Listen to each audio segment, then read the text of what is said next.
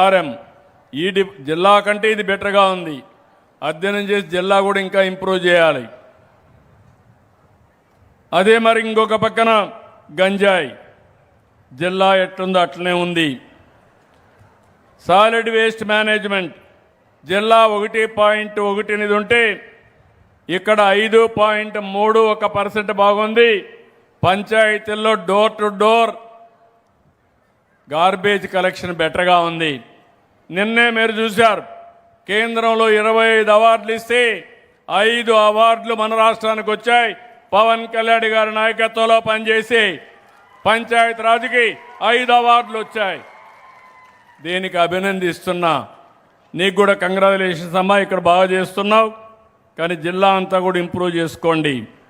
College education 0.73 జిల్లాలో ఉంటే ఇక్కడికి వచ్చే కొద్దికి 5.5 మైనస్లో ఉన్నారా? జిల్లా కాలేజ్ ఎడ్యుకేషన్ డైరెక్టర్ కానీ ఎవరన్నా ఉన్నారు ఇక్కడ? రావాలి. నేను చదువుతున్న అన్నీ మీరు రాసుకోవాల్సిన అవసరం ఉంది.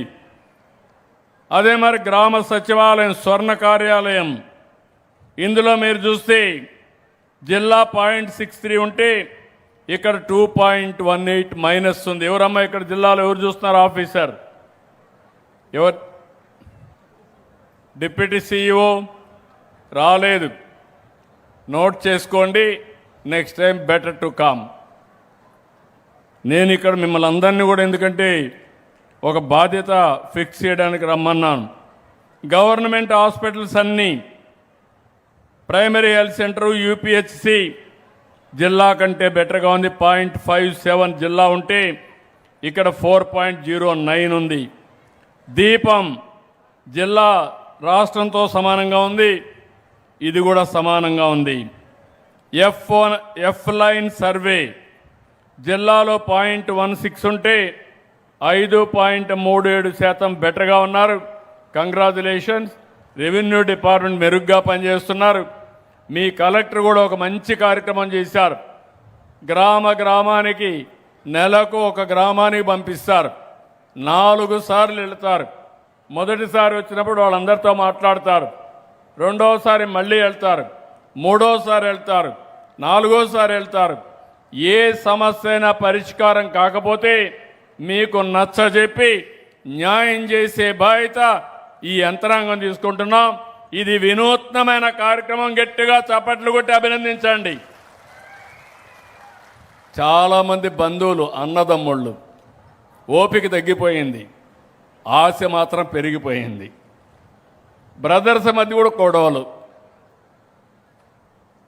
ఒక తండ్రికి పుట్టిన పిల్లలు 1 సెంటు అటు వస్తే ఇటు వస్తే న్యాయం చేసుకోవడానికి మీరు ముందుకు రాకుండా నేరుగా పోలీస్ స్టేషన్ దగ్గరికి వెళ్ళి తగరాదులు పెట్టుకొని పొలం దగ్గర ప్రారంభమవుతుంది. ఇంటి దగ్గర ఆ కోడి మా ఇంటికి రాకూడదు, మన కోడి ఆ ఇంటికి పోకూడదు, ఆ పక్షి మన ఇంటికి రాకూడదు, మన పక్షి ఆ ఇంటికి పోకూడదు. ఎక్కడికి పోతున్నాం? ఇవన్నీ ఓపిక పూర్తిగా నశించింది. మొన్న ఒక చిన్న సంఘటన చెప్తున్నా మీకు. మంగళగిరిలో భార్యాభర్త సెల్ ఫోన్ టీవీ చూసుకుంటుంది భార్య, భర్త కూర్చున్నాడు. కూర్చొని ఈవిడ సౌండ్ ఎక్కువ పెట్టుకునింది.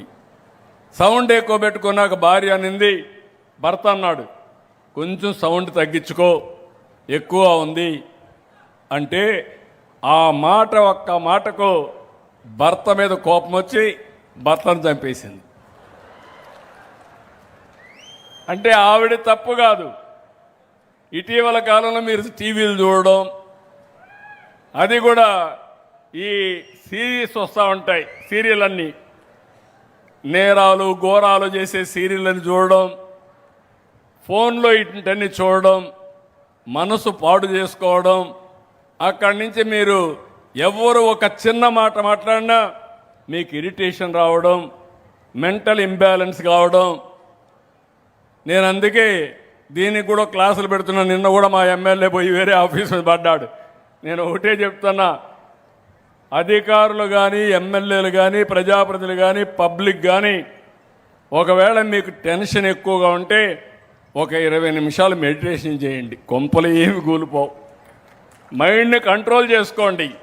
అవసరమైతే యోగా క్లాసులు పెట్టిస్తా, మెడిటేషన్ ప్రాణాయామం పెట్టిస్తాం. మనం అందరం బతికేది ఆనందంగా ఉండాలని అనుకుంటాం, కానీ టెన్షన్లో ఆరోగ్యం పోగొట్టుకొని లేనిపోని ఇబ్బందులు తెచ్చుకోవడం కాదు. తొందరలోనే సంజీవని ఒక ప్రాజెక్టే తీసుకొస్తున్నా. ప్రపంచంలో ఉండే నాలెడ్జ్ని మీ డోర్ స్టెప్కు తీసుకొచ్చి మీకు మెరుగైన ఆరోగ్యాన్ని కల్పించే బాధ్యత, డిజిటల్ హెల్త్ రికార్డ్స్ క్రియేట్ చేసే బాధ్యత ఈ ప్రభుత్వం తీసుకుంటున్నాం. దానివల్ల ప్రతి ఒక్కరికి ఏ డాక్టర్ కూడా వస్తాడు. నాకు ఎక్కువగా టెన్షన్ ఉందంటే 15 నిమిషాలు ఏ మెడిటేషన్ చేయాలనో ఆన్లైన్లో నేర్పిస్తాం. ఇలాంటివి కూడా నేను ఎన్ని చేసినా కూడా మీలో కూడా మార్పు రావాలి. మీరేం ఆలోచిస్తున్నారని నేను ఎన్ని చెప్పినా ఆయన అట్నే చెప్తాడు, మేము ఇట్నే చేస్తూ ఉంటారు. ఇది పెద్ద ప్రమాదం వస్తుంది. ఇంకొక పక్కన ఈరోజు మీరు చూస్తే క్రైమ్ అగైనెస్ట్ ఉమెన్ రాష్ట్రం, జిల్లా, నియోజకవర్గం సమానంగా ఉన్నారు. ఎన్టీఆర్ భరోసా జిల్లా ఇక్కడ సమానంగానే ఉన్నారు. రేషన్ డిస్ట్రిబ్యూషన్ 0.44 జిల్లాలో ఉంటే ఇక్కడ 3.07 మైనస్ ఉంది. ఎవరు చూస్తున్నారు? ఇది జాయింట్ కలెక్టర్ ఎవరు? ఇది బాగలేదు బ్రదర్, అక్కడ బాగున్నావు, ఇక్కడ బాగలేవు. Be clear. ఏమన్నా రీసైక్లింగ్ అవుతుందా? Be careful. నేను చెప్తాను, మళ్ళా నేను దొరికితే మాత్రం నేను ఎవరిని వదిలిపెట్టాను. నేను చెప్పడం వరకు నా బాధ్యత. పేదవాళ్ళకి ఇచ్చే బియ్యం పేదవాడికే ఉపయోగపడాలి తప్ప రీసైక్లింగ్ చేస్తే మాత్రం ఎవరిని వదిలిపెట్టని మరొకసారి హెచ్చరిస్తున్నా. ప్రజలకు కూడా విజ్ఞప్తి చేస్తున్నా. ఒకవేళ మీకు వద్దనుకుంటే వేరే ఇస్తాం, అవి తీసుకోండి. మిల్లెట్స్ ఇస్తాం, లేకుంటే ఇంకొక నిత్యావసర వస్తువులు ఇద్దాం, కానీ వేస్ట్ చేయొద్దండి. మనం కూడా అవినీతికి పాల్పడే విధంగా చేయొద్దండి. వాళ్ళల్లో నీతి ఉండాలి, మనలో కూడా నీతి ఉండాలి. మనం ఎంకరేజ్ చేయకపోతే వాళ్ళు చేయలేరు. మనలో కూడా చిన్న లోపాలు ఉన్నాయి. ఎంత వచ్చినా 1 రూపాయికి మనం కూడా